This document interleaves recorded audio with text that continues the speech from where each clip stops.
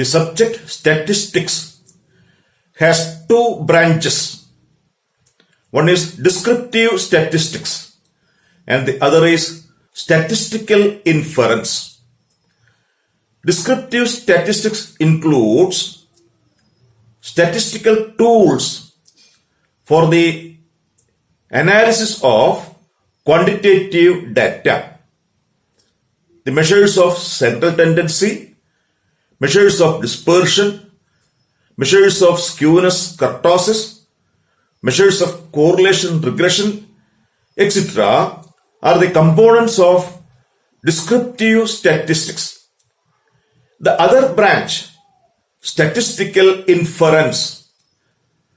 The branch statistical inference has more applications in decision making or drawing information about population using data.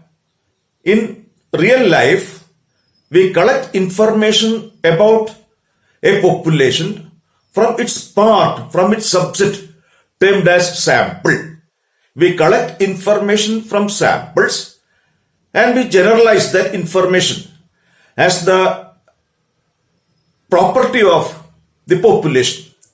So statistical inference, that is the information about a population collected from a sample or drawn from a sample, has more significance in probabilistic decision making.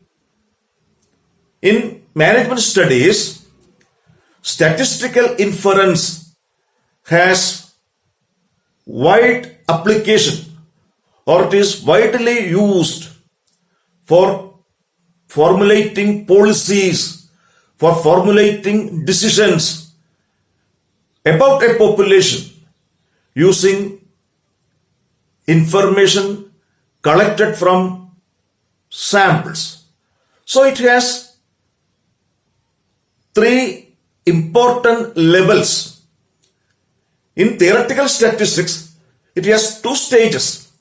But in practical situations, we have three stages.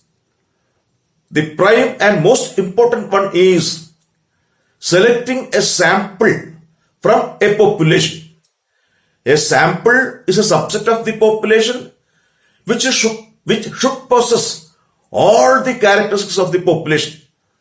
That is, the process of selecting a sample is the first step and the most important step in the statistical inference. After drawing a sample, we collect statistical information from that sample. That procedure is known as estimation. After estimation, we generalize that result, that information about the information of the population.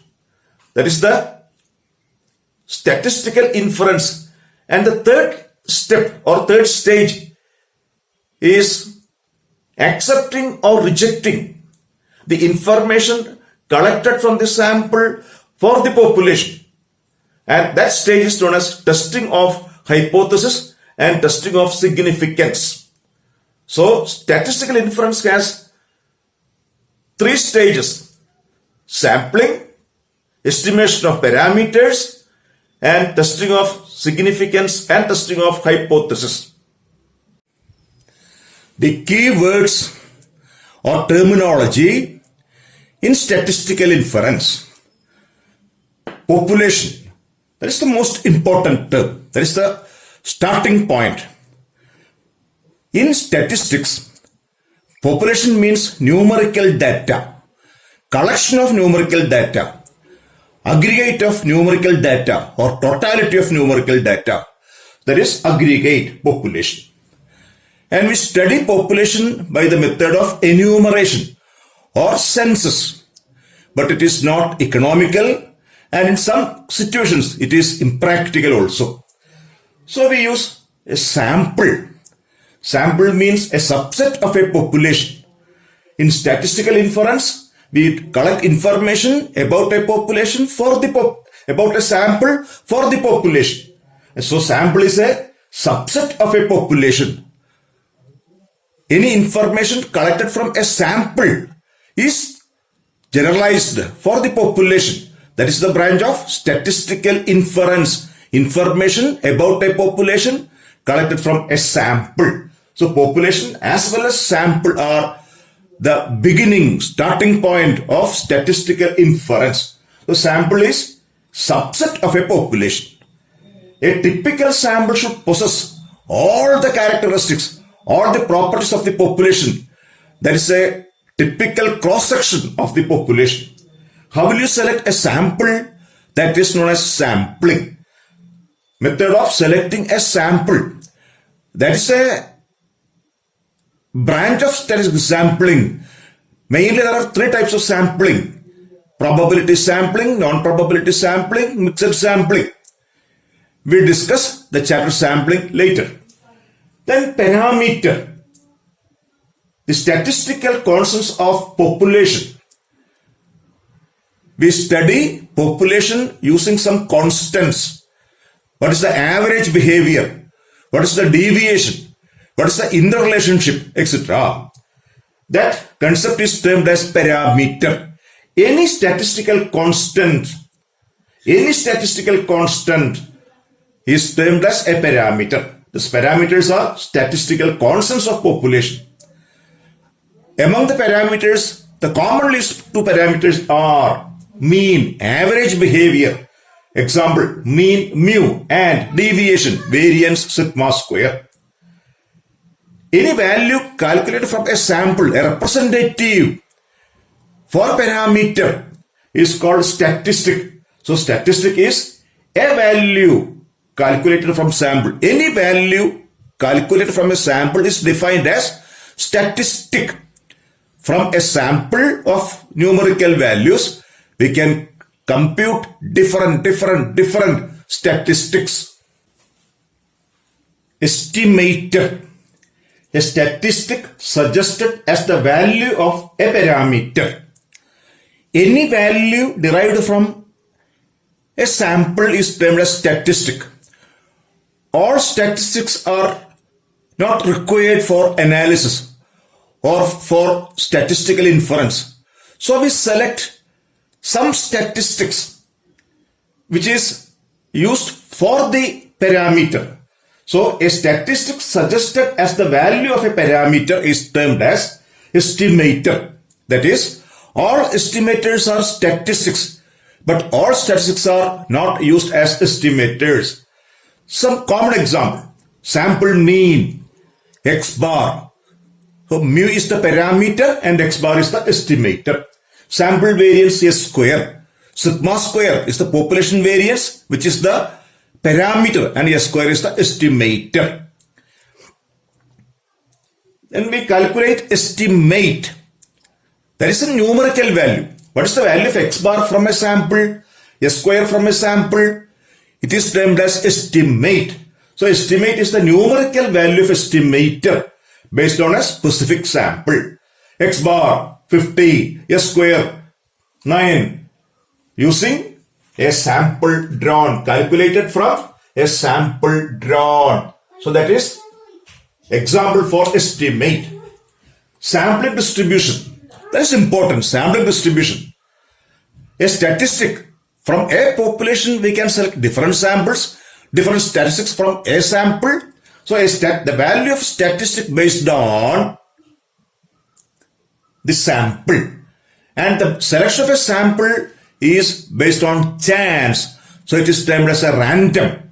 So it is called random variable. A statistic is a random variable. The probability behavior of a statistic. The probability behavior or probability distribution of a statistic is termed as sampling distribution. We discussed binomial, Poisson, normal. They are termed as theoretical distributions since they are based on theory. Here it is based on sample. It is termed as sampling distribution. All the samples should have the same value, same property. If the sampling method is perfect, if you select different samples from a population, we should have same values of statistics.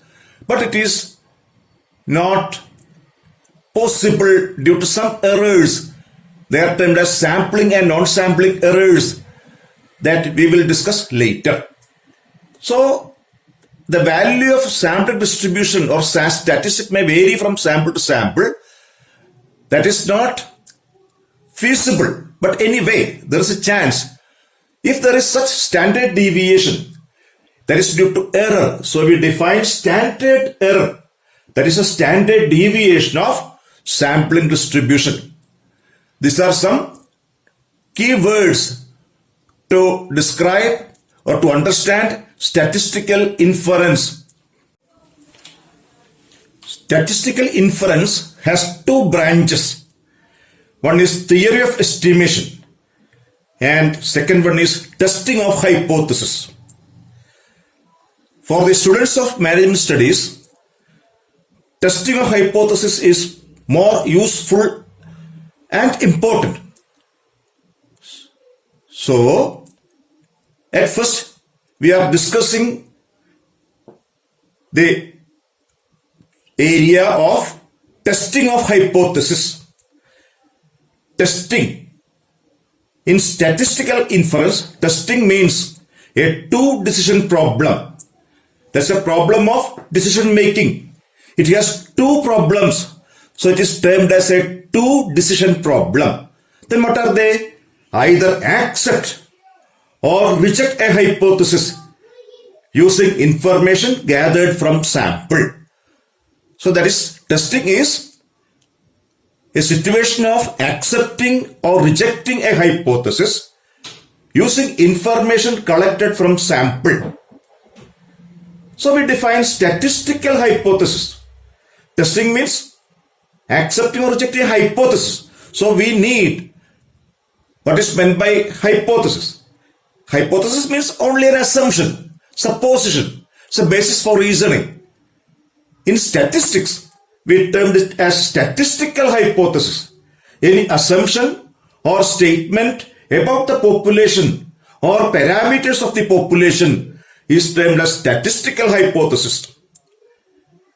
Then for example, a statement is given as the income of people in a district follows normal distribution. Normal, that's an assumption, normal distribution. And we know that normal distribution has two parameters with the mean rupees 6,000 and standard deviation of rupees 500. That's a hypothesis. We have to accept it or reject it based on information collected from sample data. Testing is a problem of accepting or rejecting a hypothesis. That's a two-decision problem. And what will happen if you reject a hypothesis? Then you have to accept some other thing, some other hypothesis.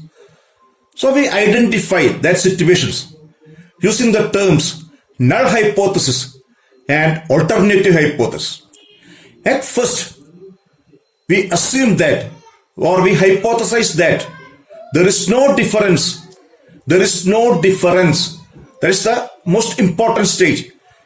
We accept anything. We assume that there is no difference. So any hypothesis of no difference tested for possible rejection. Even if we accept that there is no difference, our objective is to reject it if it is not true. So a null hypothesis defined as a hypothesis of no difference. No difference. A hypothesis of no difference tested for possible rejection under the assumption that it is true. That is the three important terms. Null hypothesis, a hypothesis of no difference. Even if we feel a difference, we assume that that's okay, there is no difference. Not our purpose, for possible rejection under the assumption that it is true and it is denoted by H naught, H0, H naught. What will happen if you reject null hypothesis? We have to accept some other thing. It is termed as alternative.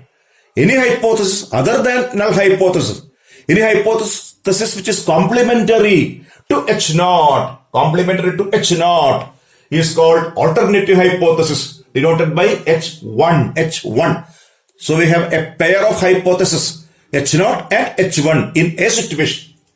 Testing may be defined as, now we define testing as accepting or rejecting H0 using sample information. In testing, there are four possible decisions. Testing is a problem of accepting or rejecting a null hypothesis using sample information. Then the four possible outcomes are accept H0 when it is true. That is a correct decision. Reject H0 when it is false. That is again a correct decision. Reject H0 when it is true. Reject when it is true. That's a wrong decision. Accept H0 when it is false. That's again a wrong decision. There are two correct and two wrong decisions. And the decisions committing errors are two, and they are called the types of errors. Two types of errors in testing identified as type 1 error and type 2 error. That is errors in testing. Type 1 error. That is error committing in rejecting H0 when it is true. H0 is true, but the decision maker rejecting it. That is type 1 error. And type 2 error, accepting H0 when it is false. Actually H0 is false, but by an error, the decision maker accepting it. That is termed as type 2 error. That is, there are two correct decisions and two wrong decisions. They are called type 1 and type 2 errors. That is exhibited in a table. Event, H0 true, H0 false. Action, accept H0 or reject H0. Accepting H0 when H0 is true, that is correct decision. Rejecting H0 when H0 is false, that is correct decision. Rejecting H0 when H0 is true, type 1 error. And accepting H0 when H0 is false is type 2 error. There are two types of errors, type 1 and type 2. Type 1, rejecting H0 when it is true. And type 2, accepting H0 when it is false. So type 1 is comparatively less damaging, but type 2 is more serious. Now we are introducing the probabilities of errors. The probability of type 1 error is termed as level of significance and denoted by alpha. So alpha is the probability of type 1 error. There is probability of rejecting H0 when H0 is true. Then probability of type 2 error denoted by beta. So beta is the probability of type 2 error. There is probability of accepting H0 when H0 is false. We need the probability for a correct decision. There is the capacity of the decision maker to draw a correct information. So it is called power of the test. Power. It is the probability for a correct decision. Power of the decision maker. Probability for a correct decision. What is power? Probability for a correct decision. There is probability of rejecting H0 when H0 is false. H0 is false. We reject it. That is the correct decision. Then it's complementary. 1 minus probability of accepting H0 when it is false. Probability of accepting H0 when it is false. And that is equal to, this is probability of type 2 error. 1 minus probability of type 2 error. That is beta. So power of a test is 1 minus beta. Power is 1 minus beta. Then what is the statistical procedure in testing hypothesis? We have two types of errors. Both are to be minimized. So what is our procedure? We have two types of errors. They are alpha and beta are the probabilities of two types of errors, type 1 and type 2 errors. Our objective is to maximize the power of the test, probability for a correct decision. The objective is to maximize power, where power is 1 minus beta. That is equivalently to maximization of power. Our objective is to minimize beta as much as possible. Probability is, the maximum value probability is 1. So maximum power is 1. That is beta is 0. Therefore, our objective is to minimize beta as much as possible. But we have two types of errors, alpha and beta. They are negatively correlated. Any attempt to minimize beta results in increase in alpha, where alpha is also an error. Both types of errors are to be minimized. That is our objective. and it is impossible because of their negative correlation. Hence, the procedure is to minimize beta as much as possible by keeping alpha at a predetermined level. This is a statistical procedure of testing. By keeping alpha at a predetermined low level, alpha is an error. It is kept at a low level. We try to minimize beta as much as possible, or to maximize the probability for a correct decision, maximize power, maximize 1 minus beta. Testing of hypothesis. A major branch of statistical inference. It has wide applications in management decision theory. We just introduced some terminology in testing of hypothesis.